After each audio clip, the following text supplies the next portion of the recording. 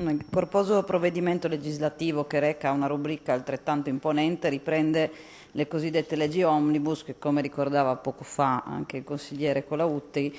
utilizzati nella precedente legislatura, ma allora aspramente criticate dall'opposizione di centrosinistra. Pur comprendendo le ragioni manutentive dell'ordinamento e il recepimento di norme sovraordinate,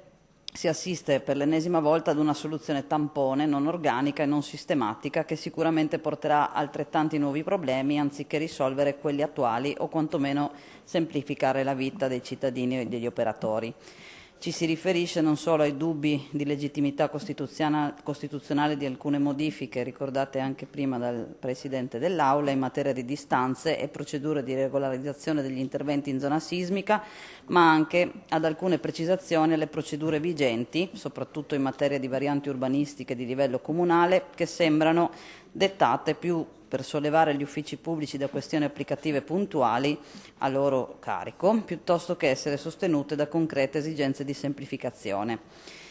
E pensare che in sede di discussione del DDL 107, ora divenuto legge 21/2015, era stata più volte segnalata la scarsa chiarezza del testo normativo, e anche in questo DDL viene segnalata dagli uffici del Consiglio regionale, che dietro l'annuncio di limitare l'ulteriore consumo di suolo agricolo, ponendosi l'obiettivo del raggiungimento del consumo di suolo zero entro l'anno 2050,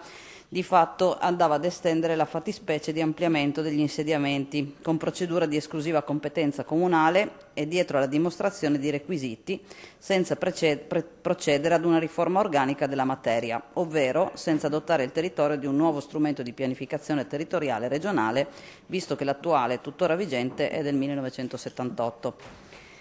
Al secondo punto del programma di governo di questa maggioranza vi era la riforma dell'urbanistica. Fatta questa breve premessa, utile a chiarire le motivazioni di un giudizio sostanzialmente negativo al provvedimento, per lo più in materia di semplificazione dei regimi edili, risultino di condivisibile contenuto e in recepimento di quanto già vige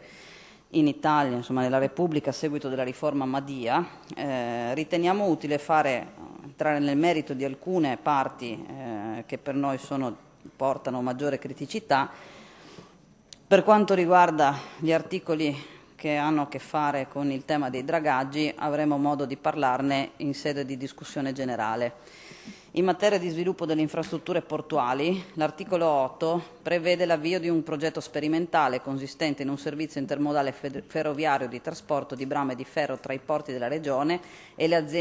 aziende utilizzatrici situate nelle zone industriali di interesse regionale di 1, finalizzato alla riduzione del traffico su strada e all'incremento della connessa sicurezza. Nulla di più condivisibile, noi più volte abbiamo anche sollecitato l'assessore affinché si passasse a una modalità di trasporto delle merci diversa rispetto a quella che giornalmente vediamo sulle autostrade di questa regione, però non abbiamo ricevuto risposta se questo nuovo progetto avrà degli impatti o andrà a interagire in qualche momento con le convenzioni in essere.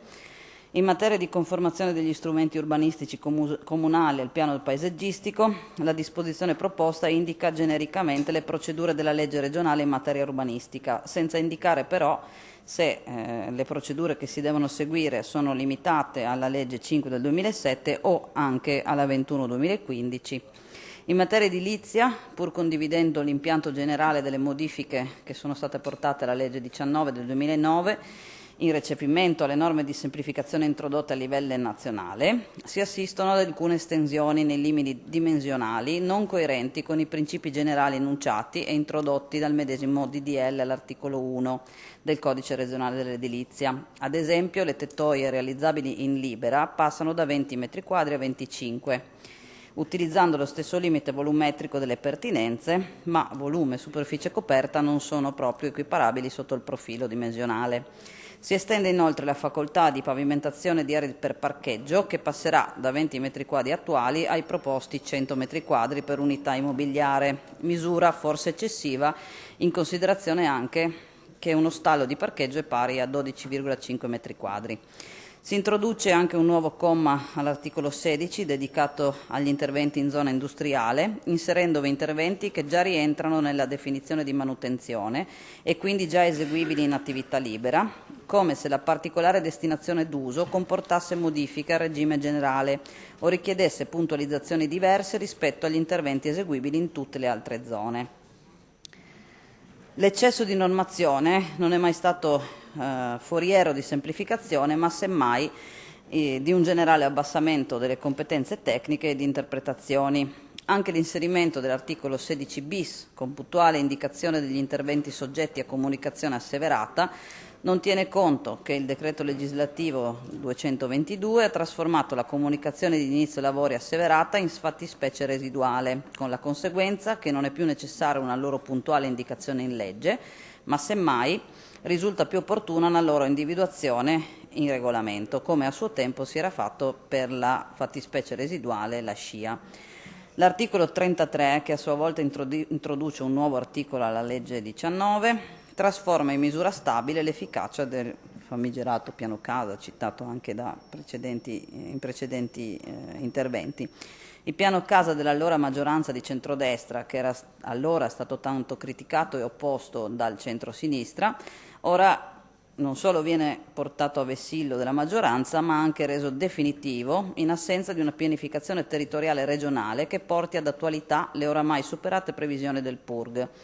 L'applicazione a tutte le destinazioni urbanistiche e la possibilità dell'ampliamento in corpo distaccato non pare in linea con il contenimento di consumo di suolo tanto perseguito dalla Giunta. L'alibi della facoltà per il Comune di modularne o vietarne l'efficacia mediante delibera consigliare o variante di livello comunale secondo le procedure della legge 21/2015 non solo non risolve le problematiche, ma porterebbe ad ulteriori sperequazioni tra territori e cittadini, perseguendo pertanto obiettivi diametralmente opposti a quelli previsti dalla legge. Purtroppo questo non è l'unico intervento in materia di piano casa. Si segnala che l'articolo 35 modifica una parte dell'articolo 57 della 19, prevedendo che anche le varianti in corso d'opera presentate entro il 18/12/2017 vengano fatte salve per poter assentire gli interventi in deroga, con conseguente estensione di fatto ad ulteriori 3 anni e senza l'effettivo inizio dei lavori delle disposizioni di deroga. Infine, riprendendo le disposizioni in materia di varianti di livello comunale della legge 21/2015, molti soggetti auditi hanno evidenziato l'inopportunità di estendere la previsione, che evidentemente va a ridurre i suoli agricoli esistenti, senza l'introduzione di una clausola di invarianza o di misure compensative.